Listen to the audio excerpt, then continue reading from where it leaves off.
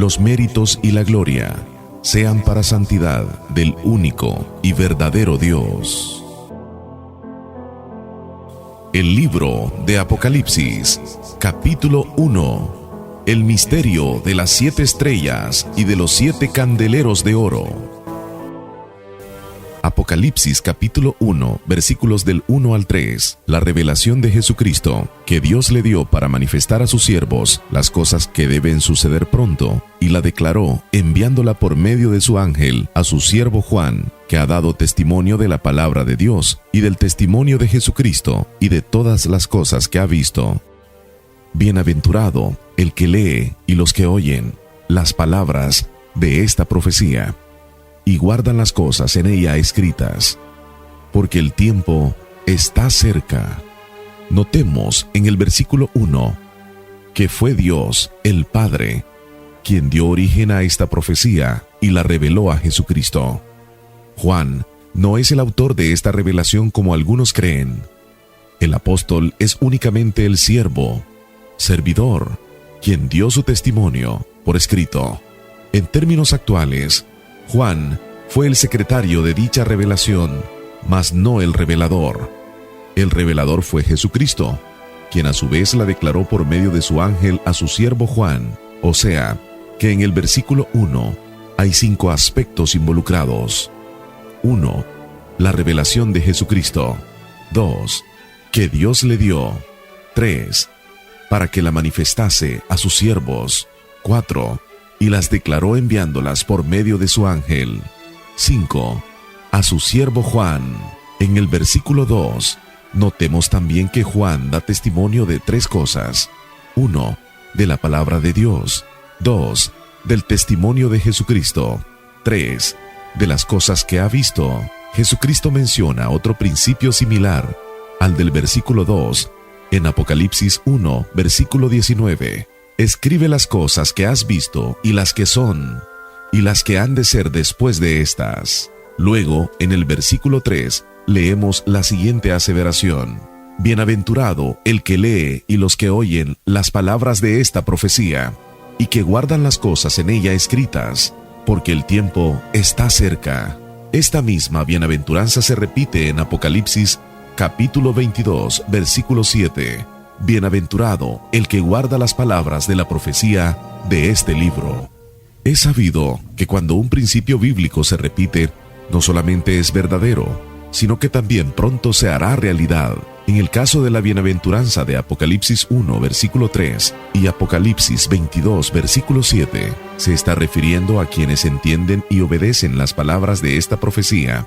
Desde el versículo 4 hasta el versículo 7 de Apocalipsis 1, hay una salutación para las 7 iglesias que había en Asia Menor, aunque los saludos los da el apóstol Juan. Quien verdaderamente lo envía es Apocalipsis 1, versículo 4, del que es y que era y que ha de venir, y de los 7 espíritus que están delante de su trono.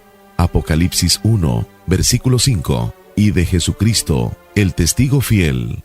Juan, en la isla de Patmos. Apocalipsis capítulo 1, versículo 9. Yo, Juan, vuestro hermano y copartícipe vuestro en la tribulación, en el reino y en la paciencia de Jesucristo, estaba en la isla llamada Patmos por causa de la palabra de Dios y el testimonio de Jesucristo. Juan había sido desterrado a la isla de Patmos, la cual en ese tiempo era una colonia penal romana. En la isla de Patmos hay una colina en la que se encuentra una caverna, conocida hoy como la caverna del Apocalipsis, donde se supone que Juan tuvo sus visiones. Apocalipsis capítulo 1, versículo 10. Yo estaba en el Espíritu, en el día del Señor, y oí detrás de mí una gran voz, como de trompeta. Este versículo declara el tema de la revelación, el día del Señor. Debido a la mala interpretación del versículo 10 de Apocalipsis 1, se han suscitado muchas controversias y confusiones. Lo anterior debido a que algunos aseguran que el día de la semana en que Juan tuvo esta visión fue un sábado, mientras que otros afirman que fue en domingo, ignorando de esta manera el verdadero significado del versículo. Volvamos a leer. Yo estaba en el Espíritu en el día del Señor. En este versículo, Juan no se está refiriendo a ningún día de la semana. El día en que se escribió esta profecía es irrelevante, puesto que no se está haciendo alusión a ningún día de la semana. Específicamente es el tiempo profético llamado y conocido por los profetas como el día del Señor. Ejemplos: Joel, capítulo 1, versículo 15. Ay del día, porque cercano está el día del Eterno, y vendrá como destrucción por el Todopoderoso. Joel, capítulo 2, versículos del 11 al 31. Y Jehová dará su orden delante de su ejército, porque muy grande es su campamento, fuerte es el que ejecuta su orden, porque grande es el día de Jehová, y muy terrible, ¿quién podrá soportarlo? El sol se convertirá en tinieblas y la luna en sangre, antes que venga el día grande y espantoso de Jehová. Este concepto del día del Señor se entiende mejor cuando se lee solo la primera parte de Apocalipsis 1, versículo 10, que dice: Yo estaba en el Espíritu en el día del Señor. Yo estaba en el Espíritu. Cuando Juan fue transportado en visión y proyectado en el Espíritu, pudo ver el futuro, ese mismo que los profetas conocían como el día del Señor, o sea, los tiempos del fin. Leamos un ejemplo de la oración: Yo estaba en el Espíritu, para ilustrar este principio y experiencia de Juan. Ezequiel, capítulo 8, versículos del 2 al 3. Y miré, y he aquí, una figura que parecía de hombre, desde sus lomos para abajo, fuego, y desde sus lomos para arriba parecía resplandor, el aspecto de bronce refulgente. Y aquella figura extendió la mano, y me tomó por las guedejas de mi cabeza, y el Espíritu me alzó entre el cielo y la tierra, y me llevó en visiones de Dios a Jerusalén, a la entrada de la puerta de adentro que mira hacia el norte, donde estaba la habitación de la imagen del celo, la que provoca a celos. El versículo 1 de Ezequiel 8 nos explica: Aconteció que estaba yo sentado en mi casa, y allí se posó sobre mí la mano del Señor. En el versículo 2 de Ezequiel 8 se nos habla de una figura que parecía de hombre, pero en el versículo 3, Ezequiel explica cómo fue que él, tomado de su melena, estando él en su casa, y transportado en espíritu entre el cielo y la tierra, y fue llevado en espíritu hasta Jerusalén, para que se le mostrase en donde estaba la habitación de la imagen del celo. El caso de Juan. Apocalipsis 1, versículos del 9 al 10. Yo, Juan, vuestro hermano y copartícipe vuestro en la tribulación, en el reino y en la paciencia de Jesucristo, estaba en la isla llamada Patmos por causa de la palabra de Dios y del testimonio de Jesucristo. Yo estaba en el Espíritu en el día del Señor, y oí detrás de mí una gran voz como de trompeta. Juan se encontraba en la isla de Patmos. No es su casa como Ezequiel. Posiblemente pudo haber estado en la caverna del Apocalipsis. Yo estaba en el Espíritu en el día del Señor, versículo 10. Así como Ezequiel lo explica que fue tomado por la cabellera y transportado entre el cielo y la tierra hasta Jerusalén para mostrarles la habitación de la imagen del celo, notemos también que Juan fue transportado en el Espíritu hasta el día del Señor. Apocalipsis 1, versículos del 10 al 11. Yo estaba en el Espíritu en el día del Señor, y oí detrás de mí una gran voz como de trompeta, que decía: Yo soy el Alfa y la Omega, el primero y el último. Escribe en un libro lo que ves, y envíalo a las 7 iglesias que están en Asia, a Éfeso, Esmirna, Pérgamo, Tiatira, Sardis, Filadelfia, Laodicea.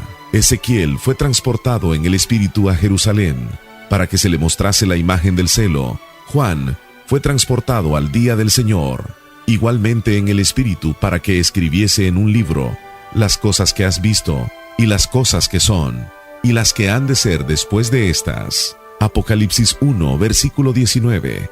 Es de vital importancia que entendamos este concepto de yo estaba en el Espíritu. Juan no fue llevado físicamente al día del Señor. El misterio de las 7 estrellas y de los 7 candeleros de oro. Apocalipsis 1, versículo 20. El misterio de las 7 estrellas que has visto en mi diestra, y de los 7 candeleros de oro. Las 7 estrellas son los ángeles de las 7 iglesias, y los 7 candeleros que has visto son las 7 iglesias. Estas 7 estrellas son los 7 ángeles de cada una de las 7 iglesias de los capítulos 2 y 3. 7 ángeles de cada una de las 7 eras espirituales de la iglesia de Dios, tal y como lo veremos en los capítulos 2 y 3. El hecho de estar las estrellas a la diestra de Jesucristo nos sugiere que estos ángeles están bajo su autoridad, y los 7 candeleros que has visto son las 7 iglesias. Apocalipsis 1, versículo 12. Y me volví para ver la voz que hablaba conmigo, y vuelto, vi 7 candeleros de oro. Estos 7 candeleros son las 7 iglesias. Apocalipsis 1, versículo 20. Apocalipsis 1, versículo 13. Y en medio de los 7 candeleros, en medio de las 7 iglesias, a uno semejante al Hijo del Hombre. Podemos interpretar que el Hijo del Hombre, Jesucristo, está íntimamente en medio, guardando a su iglesia. El Hijo del Hombre.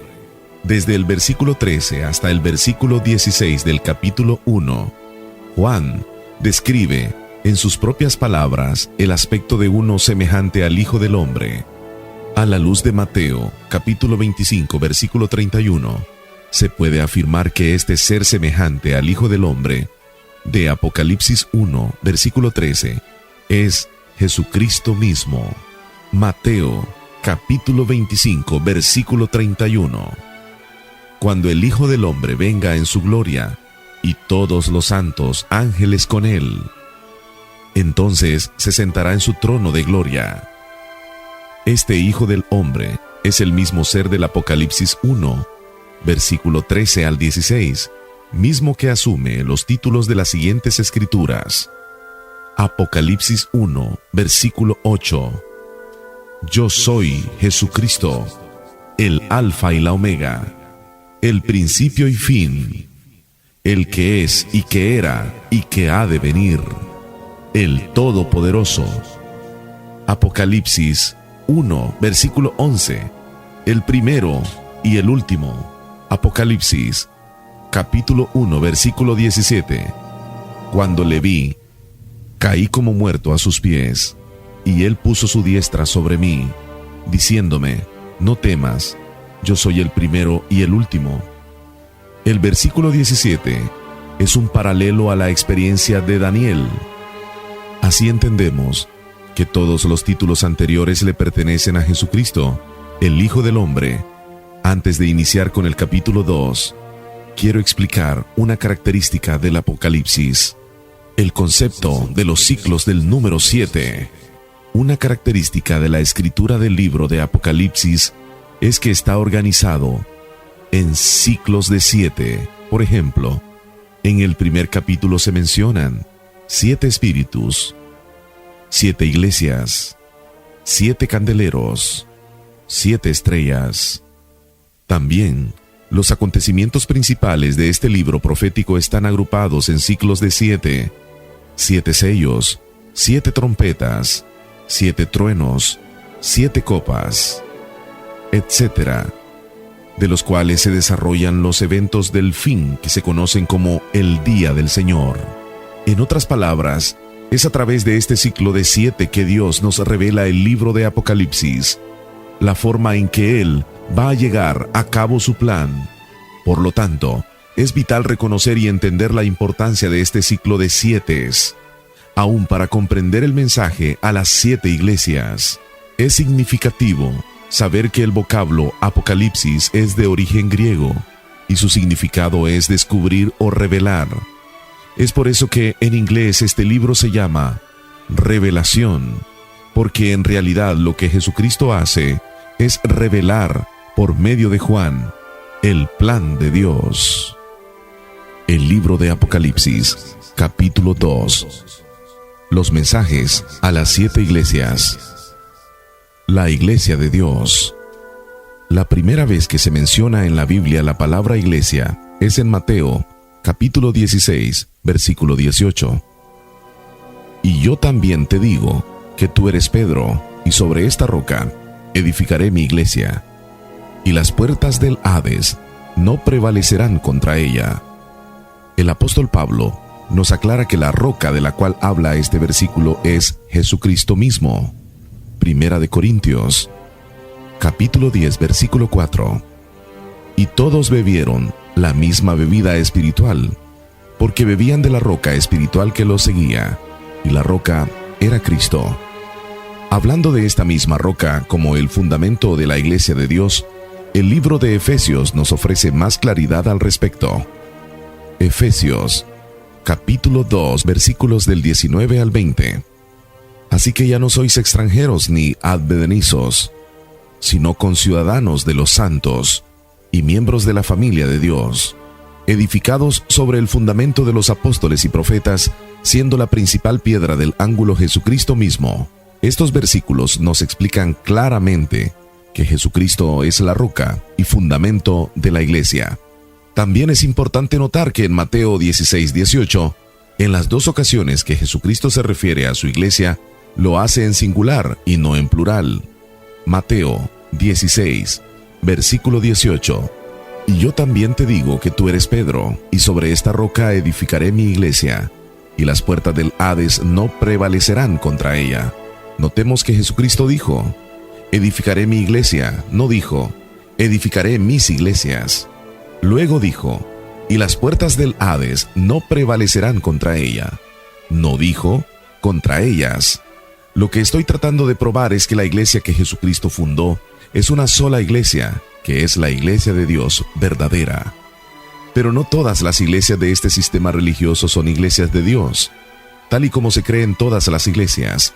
Por esto es que Jesucristo se dirige a su iglesia en singular y no en plural. Originalmente el Nuevo Testamento fue escrito en griego. Por esta razón, la palabra traducida al español como iglesia en Mateo 16, versículo 18, es el vocablo griego eclesia. Este es un vocablo compuesto, así como en español, las palabras anteojos y paraguas. Así también la palabra eclesia se compone de dos partes. La letra A y la K significan afuera. Ek igual afuera. Clesia igual llamados. Entonces, la etimología del término sugiere que eclesia puede interpretarse en español como los llamados a salir. En otras palabras, hace alusión al llamado que recibe un grupo de personas a salir del sistema en el cual vivimos. De esta forma, entenderemos mejor el llamado que Dios le hace a su iglesia en los tiempos del fin. Apocalipsis 18, versículo 4. Y oí otra voz del cielo que decía, salid de ella, pueblo mío, para que no seáis partícipes de sus pecados, ni recibáis parte de sus plagas. La frase que dice, salid de ella, pueblo mío, es un llamado al salir del sistema religioso en el cual vivimos. Entonces, la iglesia de Dios no es la fachada de un edificio o una gigantesca catedral, con un campanario en la cúpula. Esto es lo que el cristianismo tradicional cree que es una iglesia. Por eso es que ellos van a la iglesia, y la iglesia de Dios se reúne en el día sábado como iglesia, porque hemos sido llamados a salir del sistema religioso. Es diferente ir a la iglesia o reunirse como iglesia. Prosigamos con la última parte de Mateo 16, versículo 18. Y las puertas del Hades no prevalecerán contra ella. La versión internacional traduce este mismo concepto así: y las puertas del reino de la muerte no prevalecerán contra ella. Esto nos sugiere que la iglesia de Dios siempre habrá de existir, desde el año 31 después de Cristo, en que fue fundada hasta el regreso de Jesucristo. Esto nos indica que ni la muerte ni nada ni nadie podrán destruir su iglesia, debido a que Jesucristo mismo con su muerte pagaría por la vida de su iglesia, y en su resurrección, Él vencería a la muerte.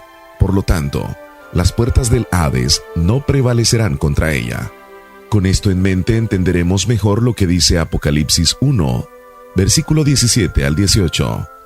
Cuando le vi, caí como muerto a sus pies, y Él puso su diestra sobre mí diciéndome, No temas, yo soy el primero y el último, y el que vivo, y estuvo muerto. Mas he aquí que vivo por los siglos de los siglos. Amén. Y tengo las llaves de la muerte y del Hades. El versículo 18 nos habla de la trascendental victoria que Jesucristo tuvo sobre la muerte en su resurrección. Así entendemos que el poder de la muerte no tiene potestad sobre la iglesia de Dios. Luego continúa Jesucristo en el capítulo 2 con el mensaje a las 7 iglesias. El mensaje a las 7 iglesias. Apocalipsis 2, versículo 1. Escribe el ángel de la iglesia en Éfeso, el que tiene las 7 estrellas en su diestra, el que anda en medio de los 7 candeleros de oro, dice esto. Notemos que este versículo es como una introducción a los mensajes y el léxico que Juan usa en el mismo empleado, en el misterio de las 7 estrellas y los 7 candeleros de oro. Desde Apocalipsis 2, versículo 2, hasta Apocalipsis 3, versículo 22, se encuentra el mensaje de Jesucristo a las 7 iglesias, o como lo describe en Apocalipsis 1, versículo 1, la revelación de Jesucristo que Dios le dio para manifestar a sus siervos, o sea, a su iglesia. Jesucristo, por medio de sus siervos o discípulos, edificó la iglesia de Dios, que es la misma estructura espiritual que Dios sigue edificando. Será tarea del lector leer los capítulos 2 y 3 del libro de Apocalipsis. Primer mensaje, iglesia en Éfeso. Apocalipsis 2, versículos del 2 al 7. Yo conozco tus obras y tu arduo trabajo y paciencia, y que no puedes soportar a los malos, y has probado a los que se dicen ser apóstoles y no lo son, y los has hallado mentirosos, y has sufrido, y has tenido paciencia, y has trabajado arduamente por amor de mi nombre, y no has desmayado. Pero tengo contra ti que has dejado tu primer amor. Recuerda, por tanto, de dónde has caído y arrepiéntete, y haz las primeras obras, pues si no, vendré pronto a ti, y quitaré tu candelero de su hogar, si no te hubieres arrepentido. Pero tienes esto, que aborreces las obras de los nicolaitas, las cuales yo también aborrezco. El que tiene oído, oiga lo que el Espíritu dice a las iglesias. Al que venciere, le daré a comer del árbol de la vida, el cual está en medio del paraíso de Dios. Segundo mensaje, iglesia en Esmirna. Apocalipsis 2, versículos del 8 al 11. Y escribe el ángel de la iglesia en Esmirna, el primero y el postrero, el que estuvo muerto y vivió, dice esto. Yo conozco tus obras y tu tribulación y tu pobreza, pero tú eres rico, y la blasfemia de los que se dicen ser judíos y no lo son, sino sinagoga de Satanás. No temas en nada lo que vas a padecer. He aquí el diablo echará a algunos de vosotros en la cárcel para que seáis probados, y tendréis tribulación por 10 días. Sé fiel hasta la muerte, y yo te daré la corona de la vida. El que tiene oído, oiga lo que el Espíritu dice a las iglesias. El que venciere no sufrirá daño de la segunda muerte. Tercer mensaje, iglesia en Pérgamo. Apocalipsis 2, versículos del 12 al 17. Y escribe el ángel de la iglesia en Pérgamo, el que tiene la espada aguda de 2 filos, dice esto. Yo conozco tus obras y dónde moras, dónde está el trono de Satanás. Pero retienes mi nombre y no has negado mi fe, ni aun en los días en que Antipas, mi testigo fiel, fue muerto entre vosotros, donde mora Satanás. Pero tengo unas cosas contra ti, que tienes ahí a los que retienen la doctrina de Balaán, que enseñaba a Balac a poner tropiezo ante los hijos de Israel, a comer de cosas sacrificadas a los ídolos y a cometer fornicación. Y también tienes a los que retienen la doctrina de los nicolaitas, la que yo aborrezco. Por tanto, arrepiéntete, pues si no, vendré a ti pronto y pelearé contra ellos con la espada de mi boca. El que tiene oído, oiga lo que el Espíritu dice a las iglesias. Al que venciere, daré a comer del maná escondido, y le daré una piedrecita blanca, y en la piedrecita escrito un nombre nuevo, el cual ninguno conoce sino aquel que lo recibe. Cuarto mensaje, iglesia en Tiatira. Apocalipsis 2, versículos del 18 al 29. Y escribe el ángel de la iglesia en Tiatira, el Hijo de Dios, El que tiene ojos como llama de fuego y pies semejantes al bronce bruñido dice esto: yo conozco tus obras y amor, y fe, y servicio, y tu paciencia, y que tus obras postreras son más que las primeras. Pero tengo unas pocas cosas contra ti, que toleras que esa mujer Jezabel, que se dice profetiza, enseñe y seduzca a mis siervos a fornicar y a comer cosas sacrificadas a los ídolos. Y le he dado tiempo para que se arrepienta, pero no quiere arrepentirse de su fornicación. He aquí, yo la arrojo en la cama y en gran tribulación a los que ella adulteran, si no se arrepienten de las obras de ella. Y a sus hijos heriré de muerte, y todas las iglesias sabrán que yo soy el que escudriña la mente y el corazón, y os daré a cada uno según vuestras obras. Pero a vosotros y a los demás que están en Tiatira, a cuantos no tienen esa doctrina y no han conocido lo que ellos llaman las profundidades de Satanás, yo os digo, no os impondré otra carga, pero lo que tenéis, retenedlo hasta que yo venga. Al que venciere y guardare mis obras hasta el fin, yo le daré autoridad sobre las naciones, y las regirá con vara de hierro, y serán quebradas como vaso de alfarero, como yo también la he recibido de mi Padre. Y le daré la estrella de la mañana.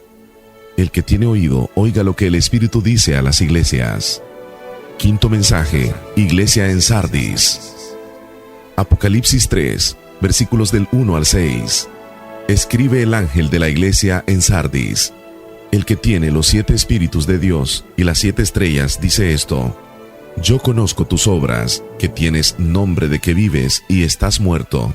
Sé vigilante y afirma las otras cosas que están por morir, porque no he hallado tus obras perfectas delante de Dios. Acuérdate, pues, de lo que has recibido y oído, y guárdalo y arrepiéntete, pues si no velas, vendré sobre ti como ladrón, y no sabrás a qué hora vendré sobre ti.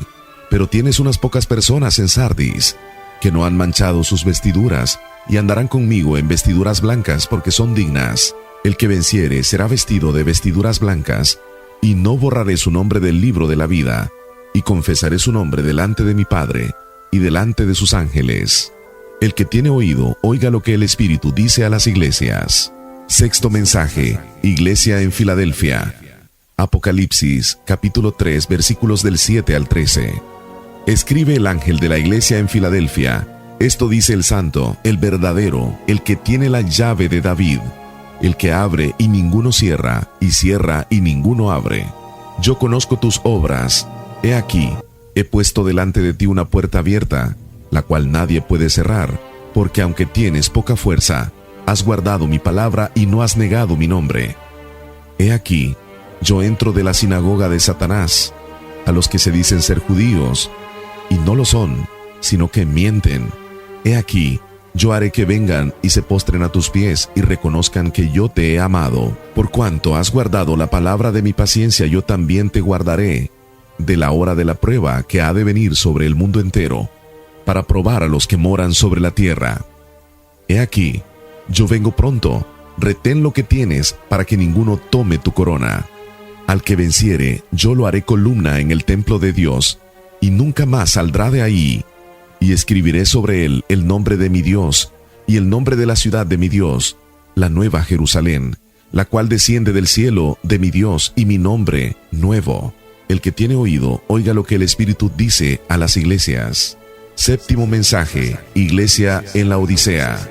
Apocalipsis 3, versículos del 14 al 22. Y escribe el ángel de la iglesia en la Odisea: he aquí, el Amén, el testigo fiel y verdadero, el principio de la creación de Dios, dice esto: yo conozco tus obras, ni eres frío ni caliente.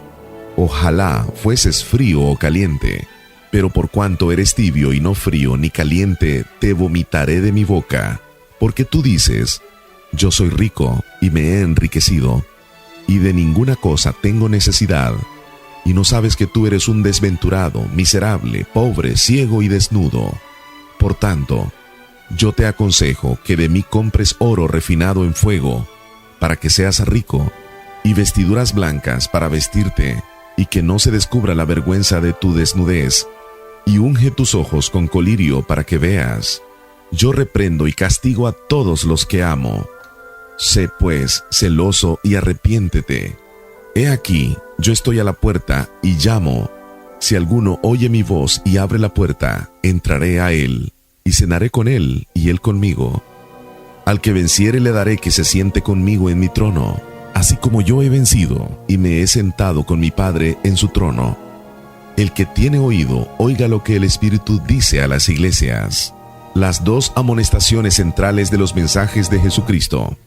Al leer estos mensajes, usted notará que solo el mensaje a la iglesia de Esmirna, segundo mensaje, y el mensaje a la iglesia de Filadelfia, sexto mensaje, son los únicos positivos y que no contienen las dos amonestaciones que Jesucristo hace a las otras 5 iglesias.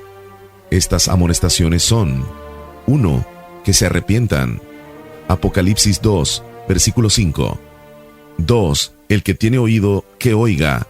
Apocalipsis 2, versículo 7. Arrepiéntete. La iglesia de Dios siempre tiene que estar en una actitud de arrepentimiento. El que tiene oído, que oiga, escuche y actúe. Este es el mensaje espiritual para la iglesia de Dios en Asia Menor y para la iglesia de Dios hoy, que escuchemos, actuemos y que nos arrepintamos. Al que venciere.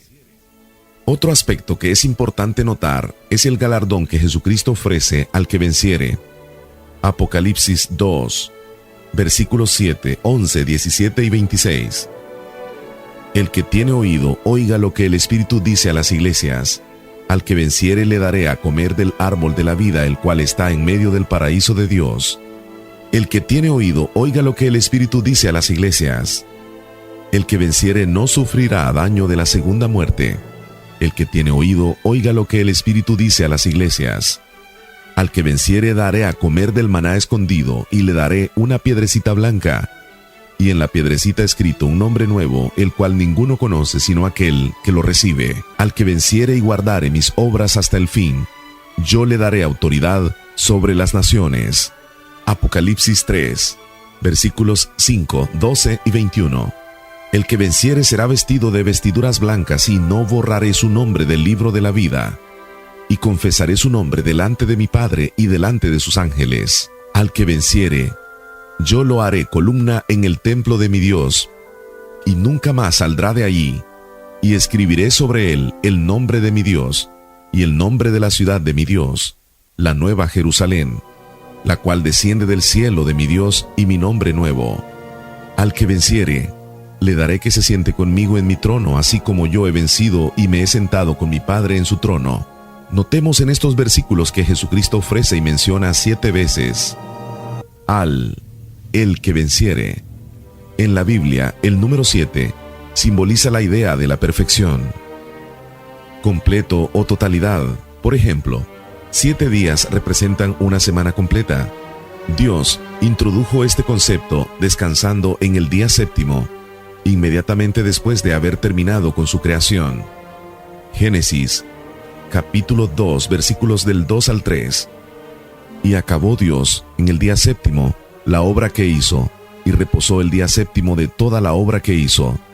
Y bendijo Dios al día séptimo, y lo santificó, porque en él reposó toda la obra que había hecho en la creación. Por tanto, este ciclo de 7 podría interpretarse de 2 formas. 1. El que venciere por completo. 2. El que venciere hasta el final. Al interpretar este ciclo de 7, no debemos caer en el error de creer, como lo hace la mayoría, que estos ciclos son meramente simbólicos. Por lo general, este ciclo de 7 anuncia hechos y eventos reales, tal y como lo es el mismo libro de Apocalipsis. Un buen ejemplo de lo que se está tratando de explicar se encuentra en el libro de Génesis. Génesis, capítulo 41, versículos del 17 al 36. Cuando el faraón de Egipto soñó con 7 vacas flacas que se comían a 7 vacas gordas, Dios le permitió a José que revelara el sueño al faraón.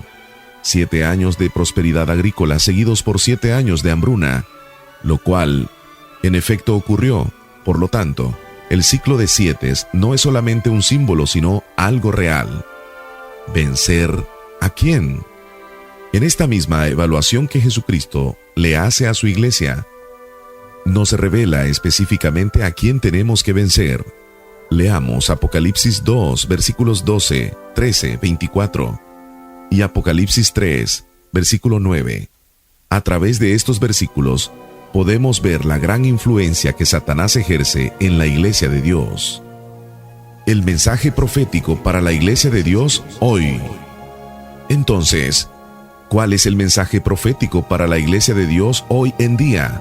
Debido a que Dios revela su profecía en ciclos de 7, estas iglesias representan la historia del desarrollo espiritual de la iglesia de Dios, desde su fundación en el año 31 después de Cristo, hasta el futuro regreso de Jesucristo. Jesucristo se vale de la condición espiritual que en efecto prevalecía en cada una de las 7 iglesias para profetizar la condición espiritual por la cual habría de pasar la iglesia de Dios durante 7 períodos, desde su fundación hasta los tiempos del fin. Así entendemos que la iglesia de Dios habría de pasar por 7 etapas, fases o períodos sucesivos similares a las condiciones espirituales que imperaban en cada una de las iglesias de Dios en Asia Menor. En cierta ocasión, en el año 1981, estando yo en los servicios religiosos de la iglesia de Dios, conocí a una familia de apellido Rodríguez. Al estar conversando con el jefe de la familia, le pregunté, ¿de cuál iglesia vienen ustedes? A lo que él contestó, de la iglesia de Sardis. Apocalipsis 3, versículos 1 al 4. En esos años, yo no entendía completamente el mensaje a las 7 iglesias.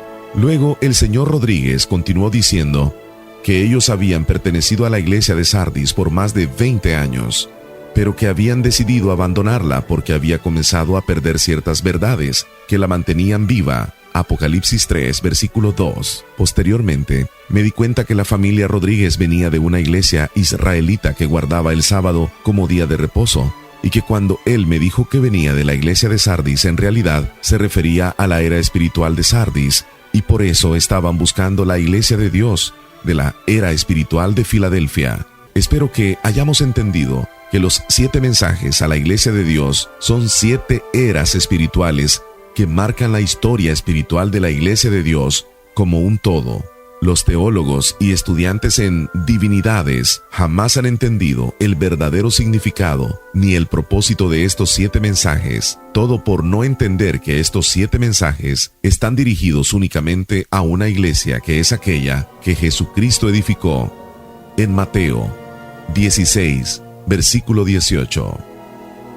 El libro de Apocalipsis, capítulo 3. El mensaje a la iglesia de Filadelfia y la Odisea. El mensaje a la iglesia de Filadelfia. Para que el mensaje a la iglesia de la Odisea tenga mayor relevancia, debemos entender el penúltimo mensaje que es dirigido a la iglesia de Filadelfia en Asia Menor. Apocalipsis 3, versículos del 7 al 13. Escribe al ángel de la iglesia en Filadelfia. Esto dice el santo, el verdadero, el que tiene la llave de David, el que abre y ninguno cierra, y cierra y ninguno abre. Yo conozco tus obras. He aquí, he puesto delante de ti una puerta abierta, la cual nadie puede cerrar, porque aunque tienes poca fuerza, has guardado mi palabra, y no has negado mi nombre. He aquí, yo entrego de la sinagoga de Satanás a los que se dicen ser judíos, y no lo son, sino que mienten. He aquí, yo haré que vengan y se postren a tus pies, y reconozcan que yo te he amado, por cuanto has guardado la palabra de mi paciencia. Yo también te guardaré de la hora de la prueba que ha de venir sobre el mundo entero, para probar a los que moran sobre la tierra. He aquí, yo vengo pronto. Retén lo que tienes para que ninguno tome su corona. Al que venciere, yo lo haré columna en el templo de mi Dios, y nunca más saldrá de allí. Y escribiré sobre él el nombre de mi Dios, y el nombre de la ciudad de mi Dios, la nueva Jerusalén, la cual desciende del cielo de mi Dios, y mi nombre nuevo. El que tiene oído, oiga lo que el Espíritu dice a las iglesias. Notemos en el versículo 10 que Dios ofrece su protección para los tiempos del fin, la gran tribulación, a todos aquellos que han guardado la palabra de mi paciencia. Se hace imprescindible para usted y para mí, si estuviésemos vivos para los tiempos del fin, que guardemos la palabra de mi paciencia. Hoy, pero, ¿qué es exactamente, bíblicamente hablando, la palabra de mi paciencia? La respuesta a esta pregunta se encuentra en Apocalipsis. Apocalipsis 14, versículo 12. Aquí está la paciencia de los santos, los que guardan los mandamientos de Dios y la fe de Jesús. La paciencia de la cual nos está hablando este versículo no es aquel tipo de paciencia que se da cuando vamos tarde al trabajo y el autobús tarda en llegar, sino de la paciencia de los santos, la cual se obtiene por medio de la práctica de guardar los mandamientos de Dios. Por eso, el versículo dice, aquí está la paciencia de los santos. ¿En dónde? En los que guardan los mandamientos de Dios y la fe de Jesucristo. Notemos que la frase dice, y la fe de Jesucristo, y no, y la fe en Jesucristo. Para llegar a tener la fe de Jesucristo, la cual consiste en la firme creencia en que Dios el Padre siempre estuvo con él, tenemos que cumplir con los mandamientos de Dios, así como Cristo los cumplió. Mateo 5, versículo 17. No penséis que he venido para abrogar la ley o los profetas. No he venido para abrogar, sino para cumplir. Así también nosotros, en la medida que guardamos la ley, desarrollamos la fe de Jesucristo. El Salmo 91 también nos habla de esta protección. Salmos 91, versículos 14 al 16. Por cuanto en mí ha puesto su amor, yo también lo libraré, le pondré en alto, por cuanto ha conocido mi nombre. Me invocará y yo le responderé. Con él estaré yo en la angustia, lo libraré y le glorificaré. Lo saciaré de larga vida y le mostraré mi salvación. Continuemos en el versículo 11 de Apocalipsis 3. He aquí, yo vengo pronto, retén lo que tienes para que ninguno tome tu corona. En realidad, el mensaje de Filadelfia no dice mucho en cuanto a qué debemos o no debemos hacer para retener lo que tenemos. Es en el mensaje de la Odisea en donde se nos revela exactamente la condición espiritual que nosotros hoy como iglesia tenemos que evitar para guardar la paciencia de los santos y ser dignos de ser protegidos de la prueba que ha de venir sobre el mundo entero, o como lo dice en el versículo 11, para retener lo que tenemos, la condición social y cultural de la iglesia de la Odisea. Antes de leer el mensaje de la Odisea, es necesario que entendamos las circunstancias culturales y sociales que prevalecían en la ciudad de la Odisea en los tiempos de Juan. Por ejemplo, lo que prevalece en la sociedad de hoy es el crimen, el homosexualismo, las drogas, las pandillas, etc. Estas son algunas de las cosas e influencias que debemos tener cuidado por nuestras familias. De la misma forma, estas características sociales y culturales que existían en la ciudad de la Odisea nos harán comprender más fácil el mensaje espiritual que Jesucristo tiene para su iglesia, previo a los tiempos del fin. Para esto, voy a referirme a algunos fragmentos de la clase de profecía conducida por el señor David Albert del extinto Ambassador College, en Pasadena, California. Geográficamente, la ciudad de la Odisea estaba estructurada al final de 3 importantes carreteras que cruzaban Asia Menor. Debido a su ubicación, esta ciudad era el centro bancario de Asia Menor, como lo es hoy Nueva York, por lo que se consideraba una de las ciudades más ricas del primer siglo. También era famosa por sus almacenes de ropa fina y la manufactura de alfombras de lana. Su prestigio intelectual era muy conocido en toda Asia Menor por su escuela de medicina, especialmente por formular un colirio que curaba cierta enfermedad de los ojos. Adicionalmente, no muy lejos de la ciudad habían nacimientos de agua caliente, hoy conocido como aguas termales. Estas aguas termales eran transportadas en contenedores a la ciudad, pero debido a la distancia entre esta y los nacimientos de agua, cuando llegaban a la ciudad habían perdido el calor característico, llegando en un estado de ni fría ni caliente. Debido al trayecto y al transporte, estas aguas sufrían un proceso de descomposición y pérdida de minerales, promoviendo vómitos en algunas personas que padecían enfermedades digestivas. Estas aguas, al ser vomitadas, ayudaban a los enfermos a limpiar el sistema digestivo y eran sanados. Es interesante también mencionar que esta ciudad fue llamada así en honor a Laodicea, esposa de Antíoco II, quien reinó en Siria y Asia Menor. Eventualmente, esta floreciente ciudad pasó a manos del Imperio Romano y cayó en un severo problema espiritual. Laodicea se convirtió en el centro del catolicismo, algo así como el Vaticano. a tal grado que fue en esta ciudad donde se llevó a cabo el concilio de Laodicea. Esta conferencia católica se realizó en los años 362 y 363 después de Cristo, y ahí se decidió que los cristianos no deberían judaizar descansando el día sábado, sino que deberían trabajar en este día y descansar el domingo. Y si alguno era encontrado judaizando, es decir, descansando el día sábado, el tal era declarado anatema de Cristo. Finalmente, cuando Mohamed subió al poder, la Odisea fue destruida y llevada a ruinas hasta el día de hoy. Con este bosquejo social y cultural de la ciudad de la Odisea en mente, prosigamos. La introducción al mensaje de la iglesia en la Odisea. Apocalipsis 3, versículo 14. Y escribe al ángel de la iglesia en la Odisea: He aquí el Amén, el testigo fiel y verdadero, el principio de la creación de Dios dice esto. Estos son algunos de los títulos que se le otorgan a Jesucristo: el Amén, el testigo fiel y verdadero, el principio de la creación de Dios. Apocalipsis 1, versículo 8. Yo soy el Alfa y la Omega, el que es y que era y que ha de venir, el Todopoderoso.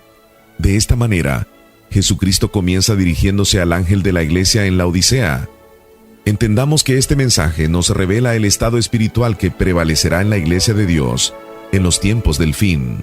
El mensaje a la iglesia de la Odisea. Apocalipsis 3, versículo 15.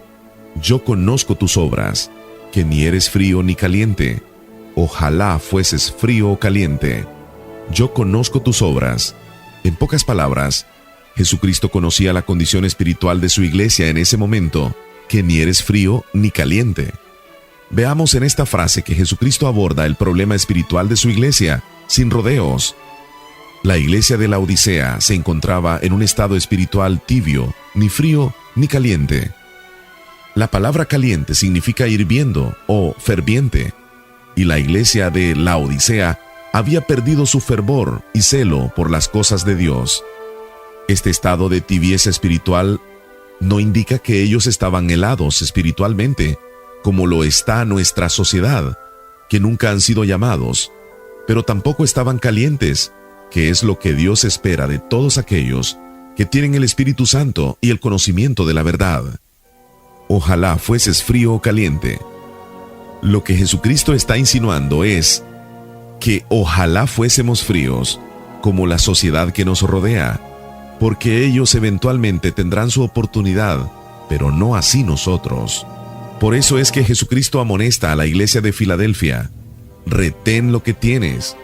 Apocalipsis 3, versículo 11. Para evitar la desgracia de caer en la condición espiritual de la Odisea, que es ni fríos ni calientes. Apocalipsis 3, versículo 16. Pero por cuanto eres tibio y no frío ni caliente, te vomitaré de mi boca. Para que la iglesia de la Odisea entendiera exactamente lo que él quería decirles, Jesucristo en este versículo emplea un lenguaje con el cual ellos estaban familiarizados. Así, Jesucristo compara el estado espiritual de la iglesia en la Odisea con las aguas termales que eran traídas a esta ciudad y que debido a la distancia llegaban a la Odisea ni frías ni calientes. Por la descomposición de sus minerales, estas aguas producían vómitos a los que sufrían de enfermedades estomacales. No obstante, era debido al vómito que producían que las personas eran sanadas. De igual forma, por cuanto la iglesia de Dios se habrá descompuesto espiritualmente en los tiempos del fin, siendo tibios, Jesucristo nos vomitará de su boca. Eventualmente, este vómito le ayudará a la iglesia a reivindicarse con Dios. Al estar pasando por la gran tribulación, ¿cómo y cuándo será vomitada la iglesia de la Odisea? Recordemos que la iglesia de Filadelfia se le promete ser guardada de la prueba que ha de venir sobre el mundo entero. Apocalipsis 3, versículo 10. Mientras que a la iglesia de la Odisea se le dice que será vomitada por su estado espiritual, de ni frío ni caliente. Apocalipsis 3, versículo 16. La protección y el vómito. La protección. Apocalipsis 12, versículos 14 al 16. Y se le dieron a la mujer las dos alas de la gran águila, para que volase de delante de la serpiente al desierto, a su lugar donde es sustentada por un tiempo, y tiempos, y la mitad de un tiempo. Y la serpiente arrojó de su boca tras la mujer agua como un río para que fuese arrastrada por el río. Pero la tierra ayudó a la mujer, pues la tierra abrió su boca y tragó el río que el dragón había echado de su boca. Estos 3 versículos nos ilustran la promesa de protección escrita en Apocalipsis 3, versículo 10. Por cuanto has guardado la palabra de mi paciencia, yo también te guardaré de la hora de la prueba que ha de venir sobre el mundo entero, para probar a los que moran sobre la tierra. El vómito. Apocalipsis 12, versículo 17. Entonces el dragón se llenó de ira contra la mujer, y se fue a hacer guerra contra el resto de la descendencia de ella, los que guardan los mandamientos de Dios y tienen el testimonio de Jesucristo. Este versículo representa la persecución final de los santos del Altísimo, misma de la cual habló el profeta Daniel. Daniel capítulo 7, versículo 21. Y veía yo que este cuerno hacía guerra contra los santos y los vencía. Esta persecución es la gran tribulación que representa el vómito de la Odisea. Apocalipsis 3, versículo 16. Pero por cuanto eres tibio y no frío ni caliente, te vomitaré de mi boca. Así como aquellos enfermos de la ciudad que el vómito les ayudaba a limpiar el sistema digestivo para ser sanados, asimismo, este vómito espiritual que durará 3 años y medio, producirá un genuino arrepentimiento, tal vez no en todos, en los hermanos de la Odisea, y podrán entrar al reino de Dios, lo que nosotros creemos que somos y lo que en realidad somos. Apocalipsis capítulo 3, versículo 17. Porque tú dices, yo soy rico, y me he enriquecido, y de ninguna cosa tengo necesidad, y no sabes que tú eres un desventurado, miserable, pobre, ciego y desnudo. Entendamos la primera parte del versículo, porque tú dices. Este versículo es interesante debido a que los miembros de la iglesia de la Odisea tenían algo que decir. Por eso Jesucristo les recalca, porque tú dices, yo soy rico, y me he enriquecido, y de ninguna cosa tengo necesidad. Debido a la posición geográfica que ocupaba la ciudad de la Odisea, los miembros de la iglesia vivían en abundante prosperidad, y como ellos mismos lo dicen, no tenían ninguna necesidad. Yo he escuchado decir en estos últimos años a algunos miembros de la iglesia lo siguiente: yo tengo 20 o 30 años en la iglesia de Dios, y conozco la verdad, y a mí nadie me va a decir qué hacer, ni me pueden engañar. O sea, no tenemos necesidad de nada, porque conocemos la verdad, y nadie puede engañarnos porque lo sabemos todo. Notemos la similitud de actitudes de ambas iglesias, la Odisea y la iglesia de los tiempos del fin. Ambas iglesias hemos desarrollado una actitud conformista porque conocemos la verdad, somos ricos espiritualmente, así como la Odisea no tenía necesidad de cosa alguna. Prosigue el versículo 17. Y no sabes que tú eres un desventurado, miserable, pobre, ciego y desnudo. Pregunto, ¿cómo los miembros de la Odisea se hubiesen dado cuenta de que eran pobres, ciegos y desnudos? Los miembros de la iglesia vivían en la prosperidad por ser la Odisea una ciudad muy rica. Y no sabes. Debido a tanta comodidad, los miembros de la iglesia no sabían, tal y como Jesucristo se los dijo, y no sabes, de su verdadera condición espiritual ante los ojos de Dios, desventurados y miserables espiritualmente, porque habían sido engañados por el espíritu de la Odisea, y habían perdido el verdadero sentido espiritual de la palabra de Dios, y habían aprendido a glorificar a Dios en un estado de comodidad, y no sabían que Satanás les había arrebatado su salvación espiritual, sin ellos haberse dado cuenta. Debido al confort espiritual, ¿está saboteando Satanás nuestra salvación espiritual en nuestra vida? Creyendo nosotros que lo sabemos todo porque tenemos la verdad, y no nos damos cuenta que somos desventurados y miserables espirituales. El consejo de Jesucristo. Apocalipsis 3, versículo 18. Por tanto, yo te aconsejo que de mí compres oro refinado en fuego para que seas rico. La expresión, por tanto, de acuerdo con el diccionario Everest, significa expresar algo sin palabras, Entonces, lo que nos está expresando Jesucristo con esta expresión es por cuanto usted y yo somos desventurados, miserables, pobres, ciegos y desnudos. Yo te aconsejo que de mí compres oro refinado en fuego, para que seas rico espiritualmente. Entendamos que este es un consejo que viene de Jesucristo, no para la iglesia de la Odisea de aquel tiempo, puesto que ellos ya murieron, sino para nosotros como la iglesia de Dios de los tiempos del fin, quienes estamos viviendo la era o período de tibieza espiritual de aquella misma iglesia de Dios que se encontraba en la ciudad de la Odisea. Por esta razón, es de suma importancia entender y practicar este consejo, porque en él se encuentra la fórmula espiritual de nuestra salvación.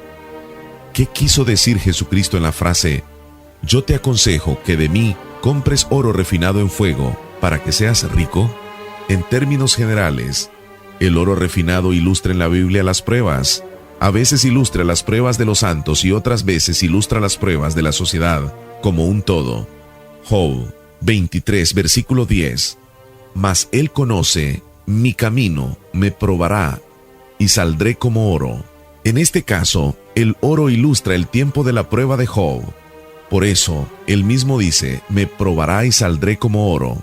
Isaías 13, versículo 12 al 13. Haré más precioso que el oro fino al varón, y más que el oro de Ofir al hombre, porque haré estremecer los cielos y la tierra se moverá de su lugar, en la indignación de Jehová de los ejércitos, y en el día del ardor de su ira. Estos versículos nos ilustran cuando la sociedad como un todo será probada como el oro fino en el día de la ira de Dios. El profeta Zacarías nos habla de este período de prueba que ha de venir sobre el mundo entero. Zacarías 13, versículo 9. Y meteré en el fuego a la tercera parte, y los fundiré como se funde la plata, y los probaré como se prueba el oro. Él invocará mi nombre, y yo le oiré y diré, pueblo mío, y él dirá, Jehová es mi Dios. Entonces vemos que cuando la Biblia habla de oro puro o refinado, se está refiriendo a las pruebas. Ahora bien, cuando una persona decide ir de compras, lo hace con gusto y por su propia voluntad. Por lo tanto, cuando Jesucristo nos aconseja que de Él compremos oro refinado, es que en estos tiempos que estamos viviendo, nos sometamos a Él por nuestra propia voluntad, para refinar nuestro carácter, nuestras actitudes y forma de pensar. La palabra refinar nos sugiere perfeccionar o pulir nuestro carácter por medio de las pruebas. En el libro de Mateo, Jesucristo hace mención a este mismo principio de someternos a Él para ser refinados durante las pruebas. De este punto, quiero parafrasear brevemente lo que hemos aprendido. El vómito, del cual nos habla Jesucristo en Apocalipsis 3, versículo 16, consiste en el hecho de que Jesucristo no permitirá que entremos al lugar de refugio. Por el contrario, seremos arrojados a la gran tribulación, y para evitar ser vomitados, Jesucristo nos aconseja que de Él compremos oro refinado en fuego. Continuemos ahora con la ilustración del oro refinado en fuego. Mateo 11, versículos 28 al 30. Venid a mí todos los que estáis trabajados y cargados, y yo os haré descansar. Llevad mi yugo sobre vosotros y aprended de mí, que soy manso y humilde de corazón, y hallaréis descanso para vuestras almas, porque mi yugo es fácil y ligera mi carga. Yugo es un instrumento de madera al cual se une una yunta de bueyes o mulas. De acuerdo con quienes aran la tierra, el yugo se hace de una madera liviana para que ambos animales puedan fácilmente asimilar la carga de toda la jornada del día. Así, cuando Jesucristo nos dice, llevad mi yugo sobre vosotros, porque mi yugo es fácil, se está refiriendo a la ley de Dios como el yugo sobre nosotros, que es fácil de llevar, porque sus mandamientos no son gravosos, es decir, pesados de guardar o de llevar.